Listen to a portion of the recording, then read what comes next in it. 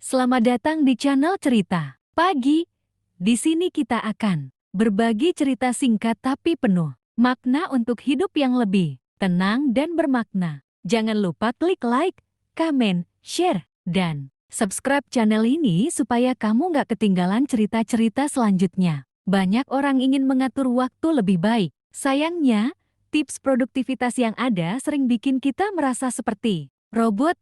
Semua serba terjadwal, tanpa ruang untuk bernapas. Padahal, hidup bukan hanya soal to-do list, tapi juga tentang keseimbangan. Nah, ada 4 cara sederhana supaya kamu bisa mengatur waktu dengan efektif, tanpa kehilangan sisi manusiawimu. Pertama, bedakan yang penting dengan yang mendesak. Kebanyakan orang sibuk di hal-hal kecil yang kelihatan mendesak, padahal nggak penting. Belajar bilang tidak pada yang tidak memberi dampak besar. Fokuslah pada yang penting, bukan hanya yang mendesak. Kedua, buat ruang istirahat di jadwalmu. Produktif bukan berarti padat tanpa henti. Sama seperti baterai HP, kita juga perlu di-charge. Sisihkan waktu untuk istirahat singkat, jalan kaki, atau sekadar tarik napas. Energi terjaga, pikiran tetap jernih. Ketiga, tentukan batas waktu untuk setiap aktivitas. Tanpa batas waktu, satu tugas bisa memakan seharian. Dengan memberi batas misalnya, 30